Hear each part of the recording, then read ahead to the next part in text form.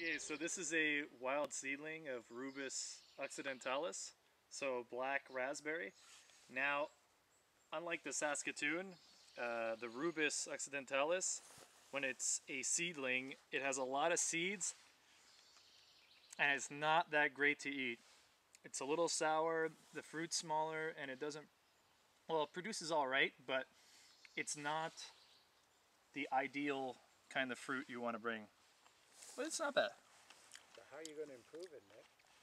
You can improve it by having breeding objectives. So for example, if I was going to breed these guys, I'd probably want them to be a bit bigger and a bit sweeter and less seedy. So you do that by growing tons of these and seeing genetic differences. Like even if you look here through the brambles, you'll see that some, because black raspberries don't sucker, you'll see that some have genetic differences. Like this cane here is significantly larger than this one here. And even from tasting it, this one is better. But some of the cultivated ones that we're going to be showing in the next video is much better to eat. Okay, here we are at the selections of black raspberries that we made from the wild black caps that Nick showed you earlier.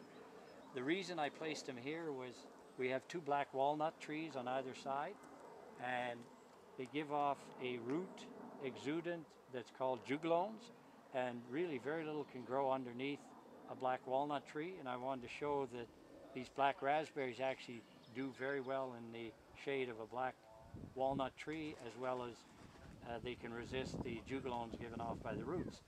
So what I did is put down some chips because it's heavy clay soil here, and that's not very good for any kind of berry.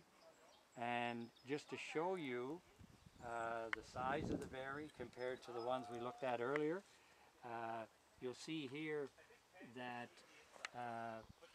they're probably 3 to 4 times in size of the wild black caps, and some years they're even bigger than this. This year it's been a little bit watery and a little bit less sun than normal, so they haven't sized up. But the flavor, the texture, the lack of seediness makes this a much better fruit than the wild black caps that we saw earlier. The other thing is that when you plant the black raspberries, you may notice that some indigenous plants become adapted to the shade of the black raspberry. If you look, we have daylilies there growing up on their own. These have edible tubers in the bottom. So basically what you see here is a type of permaculture guild where we have the tall trees, black walnuts, with the shade-loving black raspberries, and then the root tubers down there in the ground. So you essentially have 3 levels harvesting the sun's energy, and this is what we call a guild in permaculture.